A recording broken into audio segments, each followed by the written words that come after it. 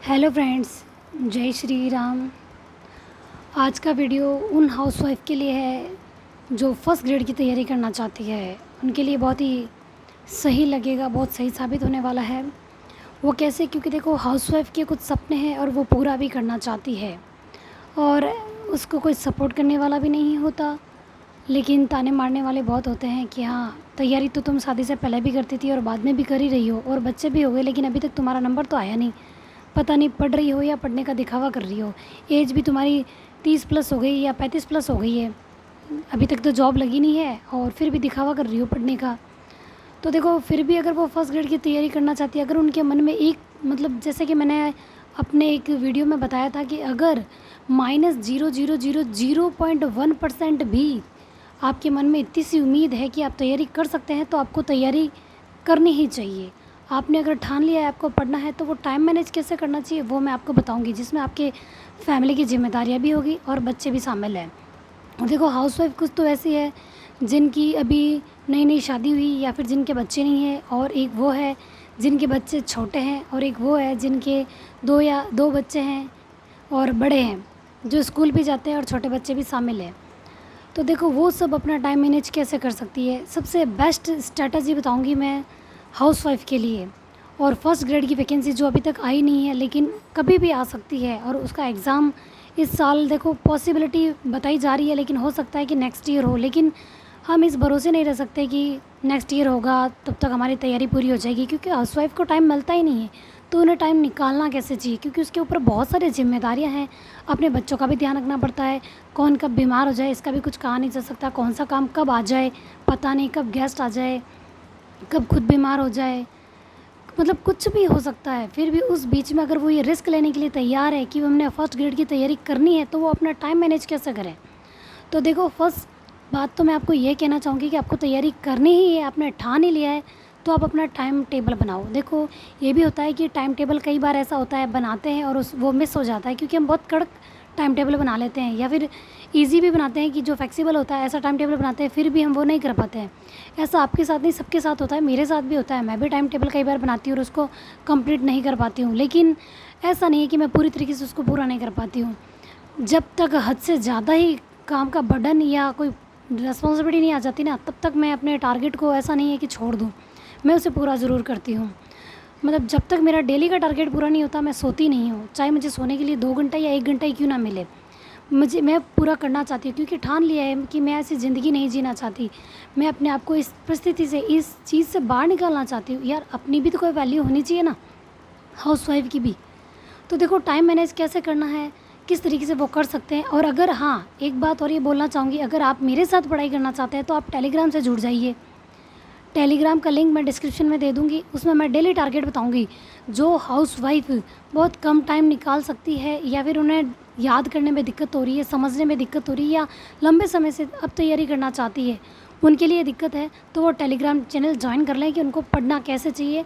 Daily चीज़ आपको वहाँ पे मिल जाएगी, ठीक है। और ख़ुद को सेल्फ मोटिवेट कैसे रखना है। देखो, मोटिवेशन तो सबसे बड़ी बात है। हाउसवाइफ के पास क्या है पता है, रोज़ का रोज़ उनके सामने टास्क रखा जाता है, ये काम वो काम, इतने सारे काम, रोज़ के ताने। तो सबसे बड़ा मोटिवेशन ही उनके लिए वही है कि हमें इस चीज़ से बाहर निकलना। उसको मोटिवेशन के रूप में लो कि हाँ, इसने मुझे ये कह दिया, अब तो मुझे ये करना ही है। उसको आप एक मोटिवेशन ले लो, सेल्फ मोटिवेट।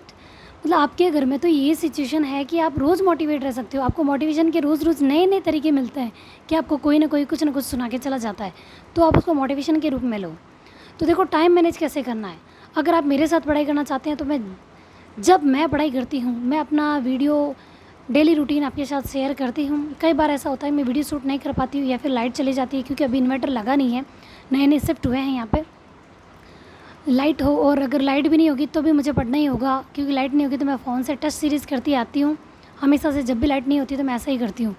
तो आपको भी वैसा ही करना है, क्योंकि मैंने कौन कौन सी टेस्ट सीरीज़ ले रखी है, कौन सा मैंने ऑनलाइन कोर्स परचेज़ किया है, जैसे एनसीईआरटी का किया है मैंने, उत्कर्ष का, वो सारी चीज़ें मैं अपने पहले की वीडियो में बता चुकी हूँ।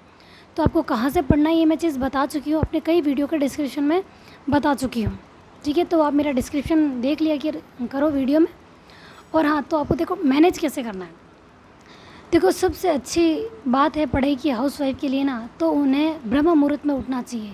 और हाउसवाइफ के लिए उठना कोई बड़ी बात नहीं है, चाहे वो लेट नाइट कितना ही सो, क्योंकि मॉर्निंग में उसका काम वही उसको करना ही होता है।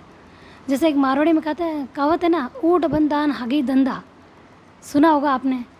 ये डायलॉग मतलब मेरी मम्मी से मैंने बहुत बार सुना है कि ऊट बंदान हगी धंधा, मतलब जब भी उठते हैं वही काम है, वही हमारा शेड्यूल है, वही हमारा रूटीन है रोज़ का रोज़। लेकिन उस शेड्यूल को हमें चेंज करना है, वो किससे होगा, जब हम पढ़ाई करेंगे। और वो पढ़ाई हमें कैसे करनी है, तो देखो सबसे बड़ी बात है, ब्रह्म मुहूर्त में उठोगे तो आपको जल्दी याद होंगी। जो कभी नहीं पढ़ पा रहे ना, कि हमें याद ही नहीं होता, और मॉर्निंग में अगर वो 1 से 2 बार 3 बार उस चीज़ को देख लेंगे तो वो उसे याद हो जाएगी। तो जो मेरे साथ तैयार है, देखो 3 बजे आप उठ पाते हैं तो अच्छी बात है, बहुत ही अच्छी, क्योंकि समय मिल जाएगा। क्योंकि किसी किसी के घर में 5:30 बजे ही काम शुरू हो जाता है। जिनके बच्चे स्कूल जाते हैं या फिर हस्बैंड को जल्दी जाना होता है, तो उनका 5:30 बजे के आसपास काम स्टार्ट हो जाता है। तो देखो मैं तो यही बताऊंगी आपको कि आपको मॉर्निंग का ब्रह्म मुहूर्त 4 बजे होता है, लेकिन आपको 3 बजे उठना चाहिए। क्योंकि उठने के बाद थोड़ी बहुत सुबह सुबह पहले तो सुस्ती रहेगी कि नींद आ रही है, नींद आ रही है, कैसे पढ़े, क्या करें। तो देखो नींद नहीं आए उसके लिए आपको क्या करना चाहिए, फ्रेश व्रेश हो जाओ, हाथ मुँह धो लो, ब्रश व्रश कर लो, उसके बाद टहलो। थोड़े बहुत टहल लोगे ना तो नींद भाग जाएगी। आपको चाय पीते हो तो आप चाय पी लो, गुनगुना पानी पीते हो तो गुनगुना पानी पी लो।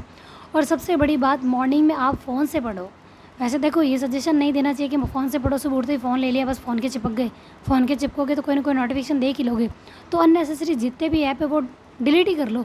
अगर आपको ज़्यादा ही मतलब अट्रैक्शन लगता है, नोटिफिकेशन आप ज़्यादा ही देखते हो, तो उनको डिलीट कर दो।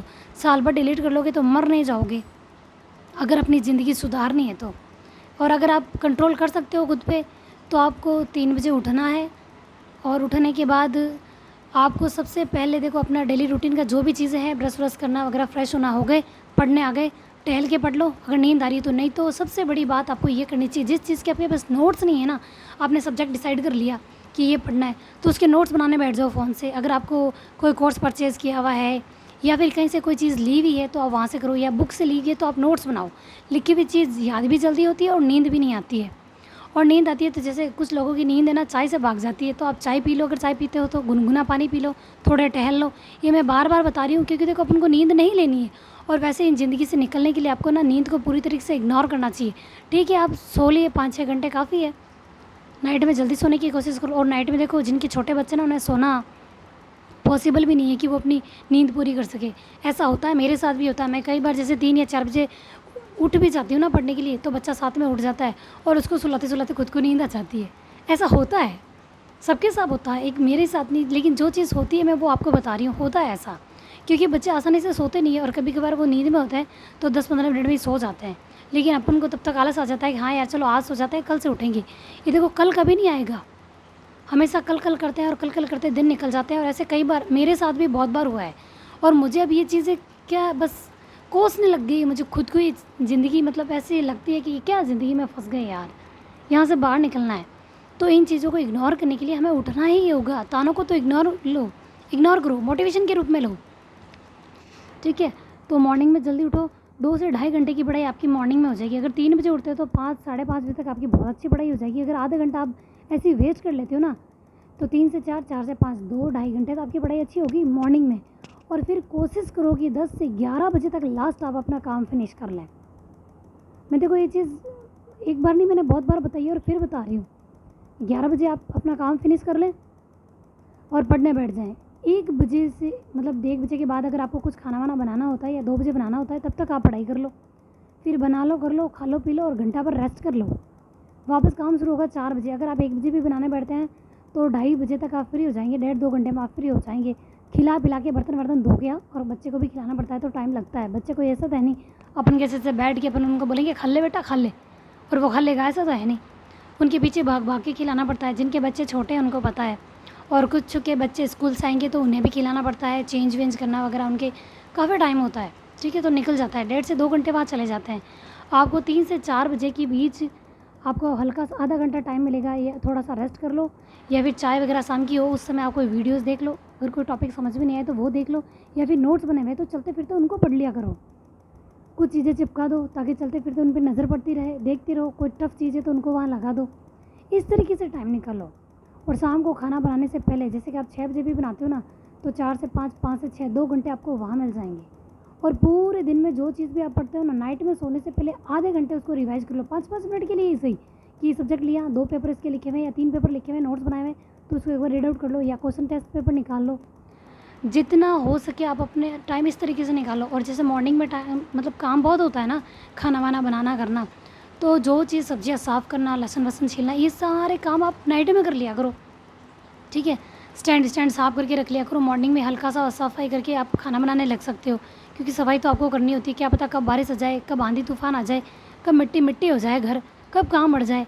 इसलिए जब आपका काम बढ़ा हुआ नहीं हो आप पढ़ो।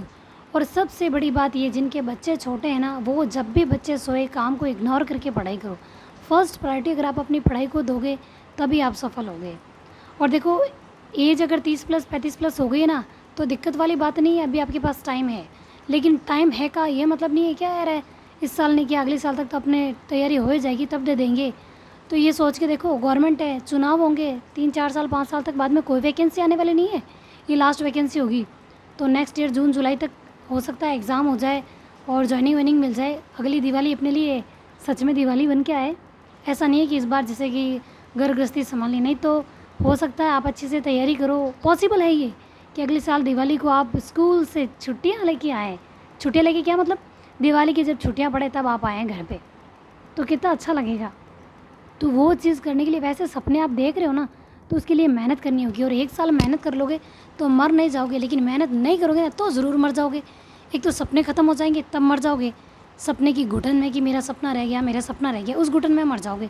तो आप टाइम ऐसे निकालो और रोज़ के 2 ही सब्जेक्ट लो। एक अपना सब्जेक्ट लो जिसके नोट्स नहीं बने हुए तो वो पढ़ लो, और जिनके ज्योग्राफी है वो मैं डिस्क्रिप्शन में लिंक देती हूँ, वहाँ मैं खुद पढ़ाती भी हूँ। तो देखो, मैं भी तो टाइम मैनेज करती हूँ।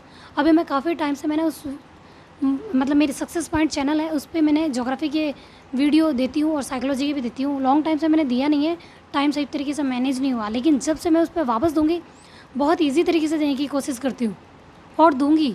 मैं पूरी ज्योग्राफी करवाने की कोशिश करूँगी, क्योंकि मुझे तैयारी करनी ही है, तो मैं उसको रिवीजन के तौर पे वहाँ पे पढ़ा दूँगी और अच्छे तरीके से दूँगी, ताकि आपकी भी तैयारी अच्छी हो जाए। ज्योग्राफी हुई, साइकोलॉजी, और कोशिश करूँगी फर्स्ट ग्रेड फर्स्ट पेपर का भी देने की।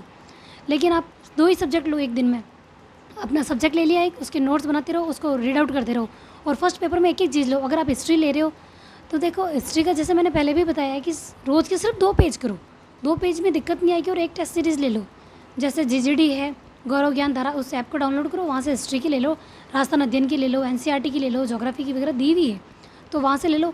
रोज़ का सिर्फ 2 ही पेज करो, तो सिर्फ एक ही टेस्ट करना। आपको ये नहीं कि ये मैंने टॉपिक कंप्लीट किया तो इसका पूरा करना पड़ेगा, ये 2 या 3 सेट है वो करने पड़ेंगे, नहीं तो सिर्फ रोज़ का एक ही करो, काफ़ी है। और अगर उत्कर्ष से ले रखी है तो आप एनसीईआरटी वहाँ से करोगे तो आपका फर्स्ट पेपर बहुत अच्छा हो जाएगा। वहाँ पे देखो, अर्थव्यवस्था, राजनीति, हिस्ट्री, साइंस, ज्योग्राफी, ये सब पढ़ाई जा रही है, तो हमारा फर्स्ट पेपर अच्छे से होगा या नहीं होगा? होगा। और सेकंड पेपर जिसके भी है, हिस्ट्री हो, पॉलिटिकल, ज्योग्राफी हो, तो एनसीईआरटी के 55 क्वेश्चन आएंगे, तो वो वहाँ से बेस्ट हो जाएंगे ना। तो एनसीईआरटी उत्कर्ष से बहुत अच्छी करवाई जा रही है। आप यूट्यूब पे एक बार डेमो क्लासेस देख लो, और मैंने तो उत्कर्ष की ले रखी है और वहाँ से मैं नोट्स भी बना रही हूँ और पढ़ रही हूँ, ठीक है। तो अब इस तरीके से मैनेज करो, एनसीईआरटी साथ में रखो, कोई एक सब्जेक्ट अपना साथ रखो, और फर्स्ट पेपर का कोई एक सब्जेक्ट ले लो। जैसे कि मैथ्स ली तो मुझे 15 या 20 दिन में ये कंप्लीट करनी है, वो टारगेट रखो, और रोज़ उसके बाद में उसको आधा घंटा, जो नोट्स बन जाएंगे या क्वेश्चन दोगे देखोगे, आधा घंटा उस मैथ्स को वापस देखना है। अगर 1 महीने या फिर कंप्लीट होने के बाद 15-20 दिन में जब कंप्लीट हो जाएगी ना, उसके बाद आधा आधा घंटा 10-15 दिन दोगे ना, उसके बाद आप उसको 5-7 दिन छोड़ भी दोगे और दूसरा सब्जेक्ट पे ज़्यादा गौर करोगे तो भी वो हो जाएगी। और जब 20 दिन में कंप्लीट हो जाए तो आप कोई दूसरा सब्जेक्ट ले लो, जैसे रीजनिंग ले लो। ये सब्जेक्ट मैं पहले लेने के लिए क्यों कह रही हूँ, क्योंकि इसमें प्रैक्टिस चाहिए। रोज़ आधा आधा घंटा प्रैक्टिस करोगे, पहले एक वीडियो रोज़ का करना है।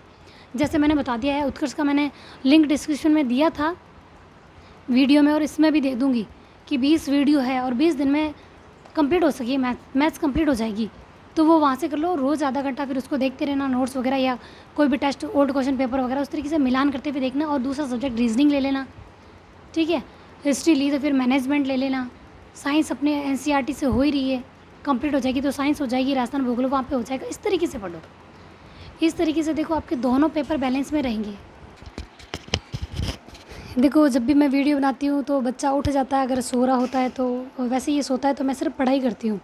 तो अभी ये सो रहा था, मुझे लगा कि भाई हाउसवाइफ़ के लिए ज़्यादा कमेंट यही आते हैं कि हम कैसे पढ़ें, हमारी एज हो गई है, फिर कोई वैकेंसी नहीं आएगी क्योंकि नई सरकार आएगी। तो इस तरीके से देखो, मैं कोशिश करती हूँ, वीडियो भी बनाती हूँ पढ़ाई भी करती हूँ, बच्चे को मैनेज करती हूँ, घर के काम को मैनेज करती हूँ, सब कुछ देखना होता है। मैं खुद एक मदर हूँ तो मैं ये चीज़ समझ सकती हूँ कि कई बार हमारा टाइम मैनेजमेंट बिगड़ जाता है। तो देखो, टाइम मैनेज करने के लिए मॉर्निंग में उठना सबसे अच्छा होगा। अगर आप लोग मेरे साथ उठना चाहते हैं तो टेलीग्राम चैनल को ज्वाइन कर लें। मैं वहाँ पे उठते ही जब मैं पढ़ने बैठूँगी मैं एक मैसेज कर दिया करूँगी, तो आप भी उठ जाना। ये नोटिफिकेशन स्टार्ट रहेगा तो आपको खुद को पता चल जाएगा और मन में ये चीज़ रहेगी कि हाँ उठना है, दीदी उठ जाएगी या मैं उठ जाऊँगी तो आपको भी उठना है, ये चीज़ रहेगी तो आप भी उठ पाओगे। और देखो, अगर हमको करना ही है, पढ़ना ही है, इसके अलावा हमारे पास कोई रास्ता ही नहीं है, कोई रास्ता कभी छोड़ा ही नहीं है, तो हमें पढ़ना ही है। तो देखो, आप इस चीज़ के लिए तैयार हो तो मैं भी तैयार हूँ और हमें हमारी फर्स्ट ग्रेड की तैयारी बहुत ही अच्छे से करनी है और इसी बार हमको सिलेक्शन लेना है। बस बहुत ऐसी ज़िंदगी जी ली, अब हमें ऐसी ज़िंदगी नहीं जीनी है और हम तैयार हैं। तो आप देखो, वीडियो को ज़्यादा से ज़्यादा शेयर करो, सब्सक्राइब करो। देखो, क्या पता किसकी, मैं ये कितनी बार बोल चुकी हूँ, किसको क्या चीज़ अच्छी लग जाए, छू जाए और वो चीज़ समझ जाए और उनकी भी तैयारी अच्छी हो जाए। ठीक है, तो आप कोशिश करो वीडियो को शेयर करने की, सब्सक्राइब करने की, मतलब शेयर करो, मैं यही कहूँगी। ठीक है, किसी की डूबती हुई ज़िंदगी को तिनके का सहारा ही मिल जाए, ये मैं एक बार नहीं बहुत बार बोल चुकी हूँ। क्योंकि किसी को मोटिवेशन की ज़रूरत होती है और उस समय अगर वो मिल जाए ना तो वो कुछ भी कर सकता है और हमें वो चीज़ करनी ही है। और इस बार अगर आप तैयार हैं तो कमेंट में मुझे जय श्री राम लिखें और कौन कौन तैयार है मुझे बता दो। और मैं डेली रूटीन को, मैं देखो पहले भी मैंने बोला है कि मैं शेयर करूँगी, लेकिन रेस्पॉन्स अच्छा आएगा तभी तो मैं टेलीग्राम पे आपको मैसेज करूँगी ना। ठीक है, और अपन लोग तैयार हैं, हम लोग तैयार हैं और मैं डेली टारगेट देने के लिए तैयार हूँ। क्योंकि अब हम लोग शिफ्ट हो चुके हैं, पहले मेरे ये दिक्कत थी और मुझे पता नहीं था, अचानक से हम शिफ्ट हो गए तो टाइम मैनेजमेंट मेरा थोड़ा बिगड़ गया था और अब मैं पूरी तरीके से तैयार हूँ और मुझे कोशिश करनी है अपना पूरा टाइम शेड्यूल सेट करके पढ़ने का। और आप लोग भी तैयार है तो मुझे कमेंट करें जय श्री राम का। ठीक है, जय श्री राम।